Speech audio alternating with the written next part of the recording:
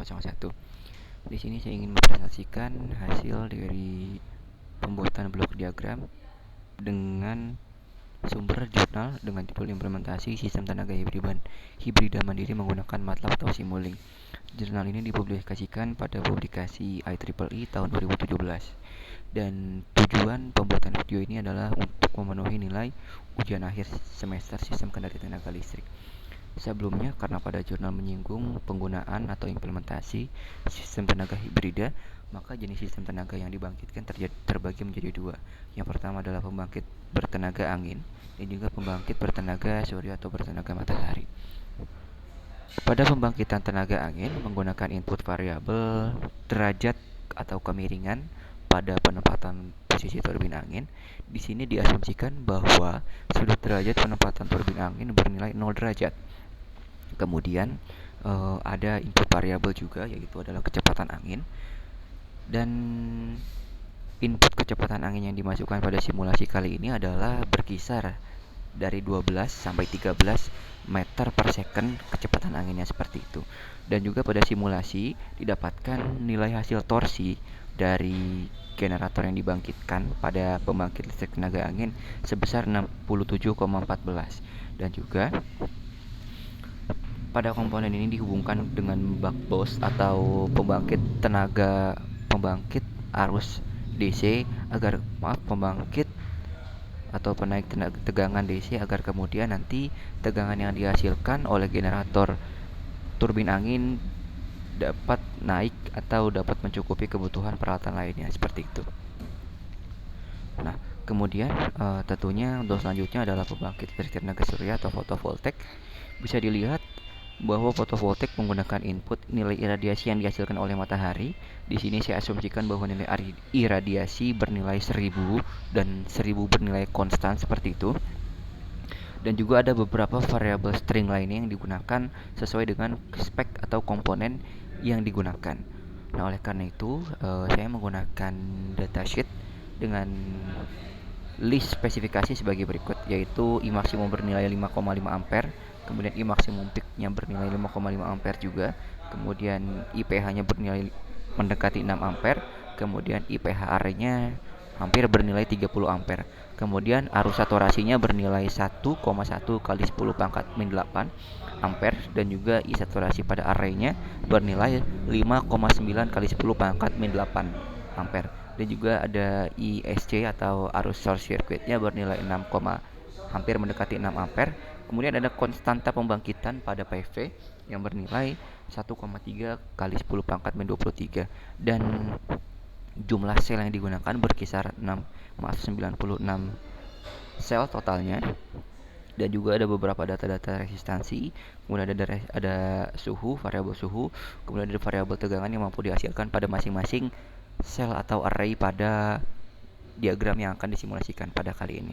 Nah, seperti itu. Namun tidak hanya photovoltaic array-nya aja, tapi ada juga MPPT atau pengatur tegangan yang digunakan untuk bisa mengatur tegangan keluar ataupun tegangan input yang dihasilkan oleh photovoltaic array ini. Dan saya menggunakan MPPT dengan variabel input tegangan yang dihasilkan oleh fotovoltaik, arus yang dihasilkan oleh fotovoltaik, dan juga ada switching yang digunakan untuk menyala atau mematikan MPPT secara periodik seperti itu. Nah, mungkin ini ada beberapa komponen yang digunakan. Salah satunya adalah IGBT dioda, kemudian ada beban RJ juga untuk kemudian bisa menghasilkan tegangan dengan optimal seperti itu. Nah, kemudian ada beberapa perhitungan.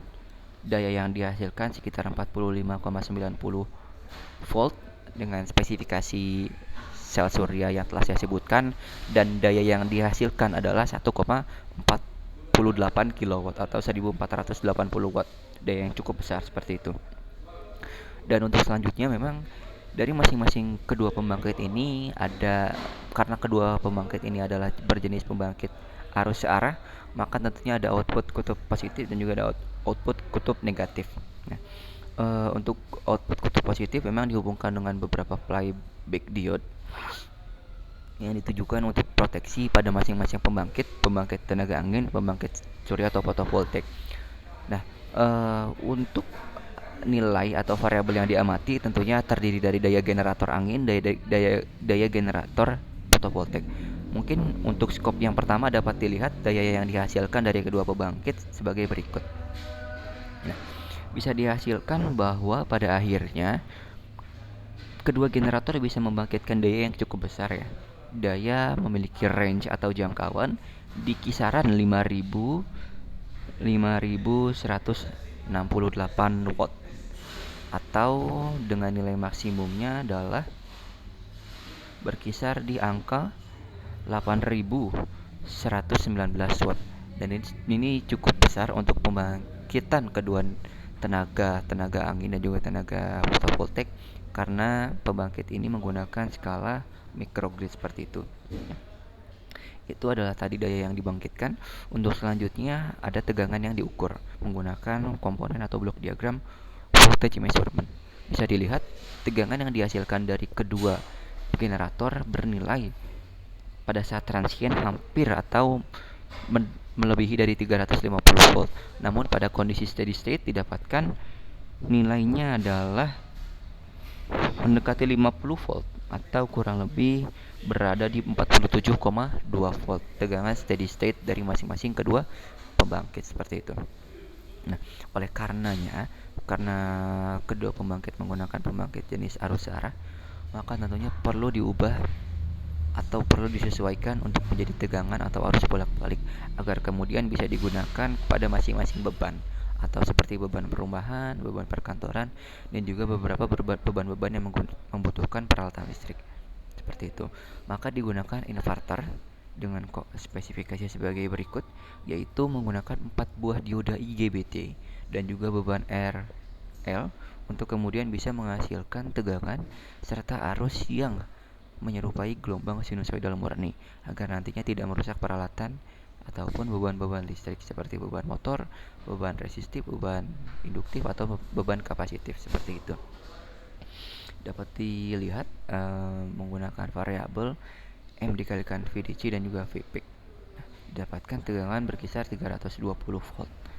Nah, itu adalah tegangan yang dihasilkan oleh inverter. Nah, lalu kurang lebih ya untuk mendapatkan V2. Nah, selanjutnya tentunya untuk menggunakan peralatan listrik ada nilai tegangan yang ada nominal tegangan yang perlu dipenuhi oleh beban peralatan listrik.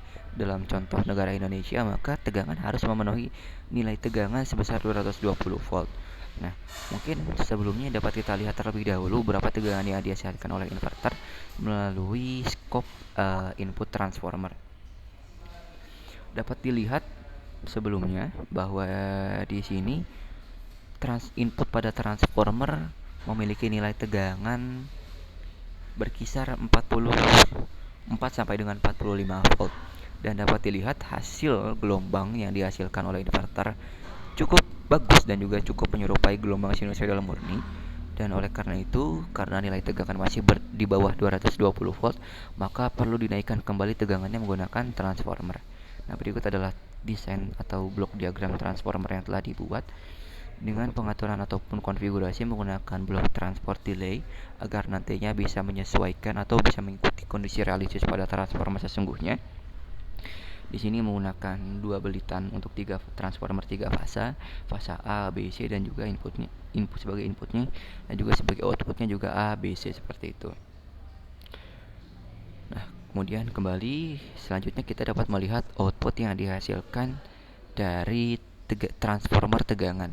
Nah, bisa dilihat ya, kurang lebih sama, tidak ada perubahan bentuk gelombang sinusoidal.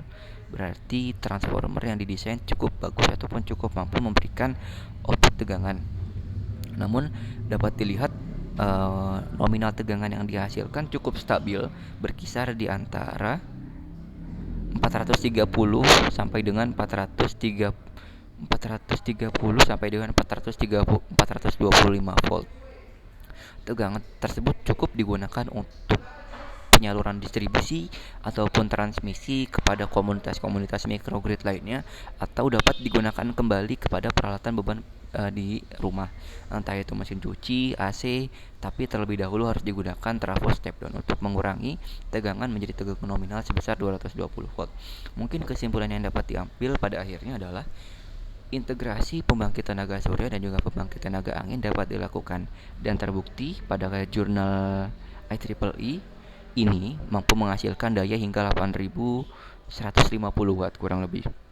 Dia juga mampu menghasilkan tegangan dengan konfigurasi pada masing-masing pembangkit menggunakan buck boost atau penaik tegangan buck converter pada masing-masing pembangkit tenaga surya dan juga pembangkit tenaga angin dihasilkan tegangan atau tegangan searah bernilai 45 sampai dengan 47 volt. Dan kemudian pada pembangkitan inverter menggunakan konfigurasi 4 buah IGBT diode atau dioda IGBT dan menghasilkan sinusoidal waveform yang cukup murni dan juga cukup baik, dan juga menghasilkan output tegangan dari inverter berkisar di antara 45 sampai dengan 47 volt juga. Dan juga untuk bisa menggunakan daya yang dihasilkan tentunya perlu dinaikkan tegangannya menggunakan transformer belitan 2 belitan 3 fasa dan didapatkan output pada masing-masing fasa ABC kurang lebih bernilai 420 hingga 450 volt yang cukup digunakan untuk transmisi, untuk distribusi kepada komunitas microgrid lainnya, atau juga digunakan pada residential area sendiri atau komunitas sendiri dengan menggunakan trafo step down terlebih dahulu untuk mencukupi nilai nominal voltage dari peralatan listrik sebesar 220 volt seperti itu.